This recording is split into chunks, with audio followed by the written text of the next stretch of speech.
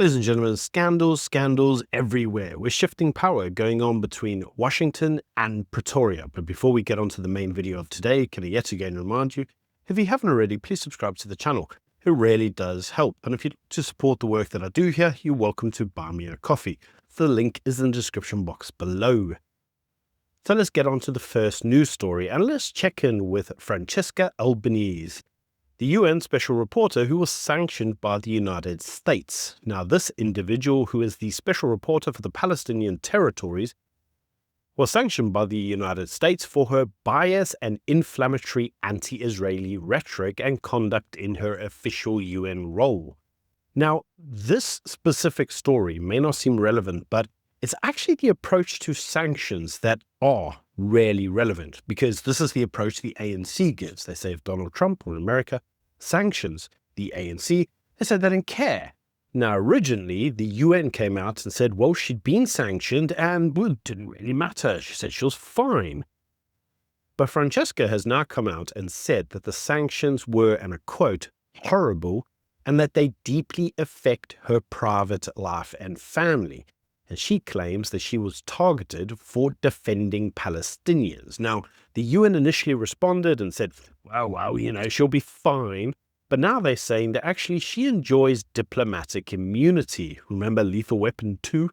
Well, the UN calls the US sanction unacceptable and demands that the sanctions be lifted because they are unpleasant. Now, the UN headquarters agreements suggest that Francesca cannot be legally penalized for statements made in her official capacity, even though those statements are politically charged. So it would appear that the UN feels they can just do whatever the hell they want, unelected bureaucrats who can do whatever they want. Now, critics, including UN Watch, argue that the UN's defense exposes deep hypocrisy within the UN itself. Now, the same institution tolerates blatant anti-Semitism amongst its own experts whilst attacking democratic states like Israel.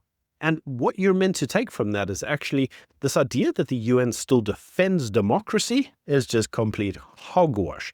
The UN seems to feel it has autonomy to do whatever it wants, and you cannot question that. But what you can really take from this story is just how horrible life underneath sanctions is. And this is a lesson the ANC itself should learn, because we frequently hear from the ANC that were the US to sanction it for its role in global instability, well, they say they don't care. It will be fine. Well, Francesca tells us it's not. Now, in other news, Cyril Ramaphosa has admitted under oath that Article 19 of the Expropriation Act. Now, this is the clause that's meant to enable expropriation without compensation. Well, he's admitted under oath that the clause itself is, and I quote, unworkable. Ramaphosa admits that the clause itself is legally and practically impossible to implement. And this itself is now undermining years of ANC rhetoric about land justice, because critics are calling this a humiliating backtrack, revealing that land seizure policy by the ANC was more political theatre and less economic plan. Now, remember, we heard for ages from the ANC that they would not expropriate unless they absolutely had to, and they would do it for social justice and for equality on land, but they do it only in a way that would benefit the economy, even though that's never been done before. And many individuals said to the ANC, we really don't understand any of this. This all sounds like nonsense.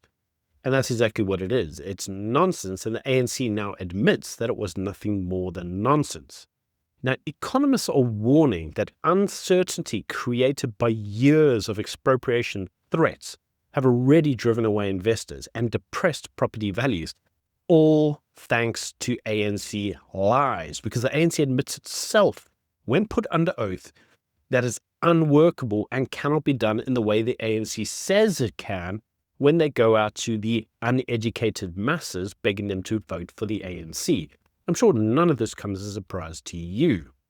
And now, talking of another failed ANC policy, let's move on to the next news story, which is around BEE, because the Democratic Alliance has introduced a bold new bill to replace BEE with a non-racial poverty-based empowerment policy focused on the need of the individual rather than race, the race of the individual.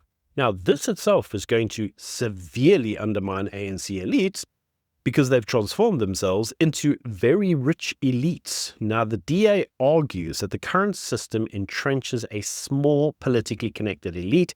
We've already heard from Letzi and Beck that it's like 100 elites. Yeah, only 100 people have been infected by this, while leaving the majority of poor South Africans, both black and white, behind. Now, the ANC and EFF leaders, it's amazing how the EFF jumped on this bandwagon, have denounced this as an attack on transformation. As we always know, it's a transformation. When you steal shit, it's just transformation. But even some commentators are now admitting that BEE's benefits have been captured by a narrow ruling class, which is leaving many with a brain cell that obviously excludes the EFF to admit that BEE is a failed policy. Now, the DA MP who introduced this drove the point home, writing that only the tiny elite will actually cry if BEE ends. And that is entirely true. That elite they're referring to is, well, the ANC, which is why I have said many times that you cannot expect chickens to vote for KFC. It's just not reasonable. And so asking the ANC to be critical and to set aside a policy that has made many of the millionaires is just never going to happen. Now, many say that the policy itself has just become a vehicle for cronyism and corruption. And many admit that the ending of the race-based laws in South Africa would do more to unite the country underneath shared economic goals rather than anything the ANC has ever done, which has all been led by racial divisions. And so this empowerment, if implemented, which, let's be honest, it won't be because it won't benefit the elite, would actually enrich the very people and empower the very people who need it the most.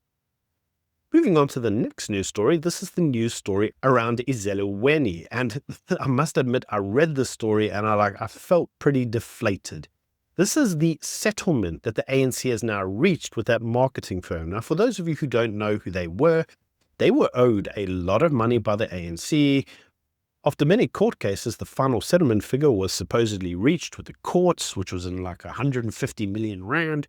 The ANC had renegated on actually paying the bill. And after many, many different actions, some of which they said they got part payment from somewhere, some people allege it may have been from Iran, maybe, who knows. But ultimately, the debt still went unpaid. And the latest news, if you've been watching my videos, is that their bank accounts were frozen due to the long-running debt dispute. But unfortunately, ladies and gentlemen, I have to break the news that apparently a settlement agreement has now been reached with Ezelweni between the ANC and themselves. This obviously after the frozen bank accounts crippled the party's ability to pay staff and fund their campaigns, which has led to public embarrassment and internal panics. Now, I know what many of you are saying, and it's pretty much what I said, and that's like, so who paid the money? Because we all knew it was going to happen, right? So if you watched my video yesterday, many of you in the comment section said, oh, they'll suddenly find money. Well, apparently they did. So sources are suggesting that the settlement was rushed by the ANC to avoid total financial collapse of the party before next year's municipal elections. And Ezelweni, you guys are just like sellouts, because if you just left it, we would have been free of the ANC for like forever. But in any case, the saga exposes the ANC's dire financial management. And even as it continues to receive state funding and private donations, the party still bust because the ANC couldn't run a piss up in a brewery. So, on to the next news story, and this is the news around the US-Africa trade relations, specifically around the AGOA extensions. Now, according to the latest news, Trump's Africa envoy, yep, that's actually a thing, he has an Africa envoy, not one to South Africa, but one to all of Africa, has announced that progress on renewing AGOA has been reached, a key trade deal that gives Africa exports trade tariff-free access to the US markets. Now, South Africa's inclusion in AGOA was at risk due to its alignment with Russia and its anti-Israel position. But renewed talks seem to show that Washington may be more willing to compromise with South Africa for now than previously was thought. Now, some analysts are saying that an extension to AGOA could stabilize South Africa's automotive and agricultural exports, which rely heavily on US trade. However, the US reportedly expects political moderation in return, particularly in South Africa distancing itself from China, Russia, and Iran. And I must say to that, yeah, you guys are just like wishful thinking. I cannot see the ANC distancing itself from China. Russia, maybe. Iran, they're a dead duck anyway. But China, probably not going to happen, guys. In any case, on to the final news story. And this is the news story that Israel has now deployed a new diplomat to South Africa. Now, for those of you who don't know, there has actually been no ambassador to South Africa from Israel for quite some time. And Israel has quietly appointed a new ambassador to the embassy in Pretoria amid one of the lowest points in bilateral relations. Now, for those of you who don't know, I met the guy. I actually met him at a lunch. I've had a long talk with him. And he's quite keen on trying to repair the relationships between South Africa and Israel. Now, this specific diplomat faces a very openly hostile environment, with the South African government backing Hamas at the ICJ and cutting formal ties with Israel.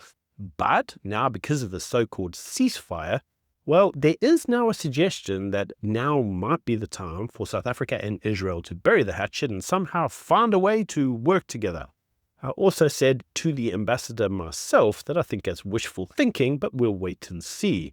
Now, this specific article written about this new ambassador actually describes the mission between Israel and South Africa as, and I quote, complicated, and goes further to suggest that the ambassador's role may be to balance a form of outreach to the South African Jewish community whilst navigating a government that refuses to engage.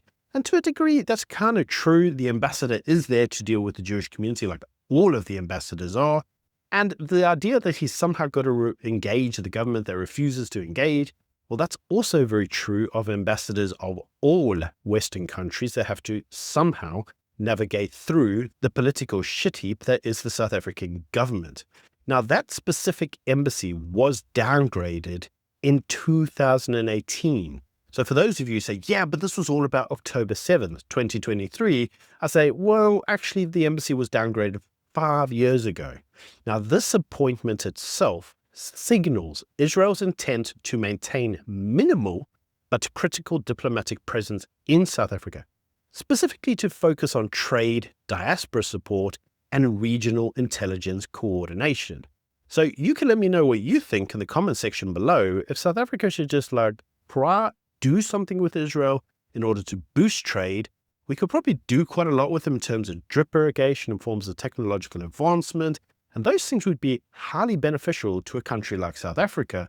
But at the end of the day, will the ANC just continue to be confined to its own ideological bend and continue to avoid any form of Western nation that might actually advance the country and benefit the country? Let me know what you think in the comment section below. Until tomorrow, bye.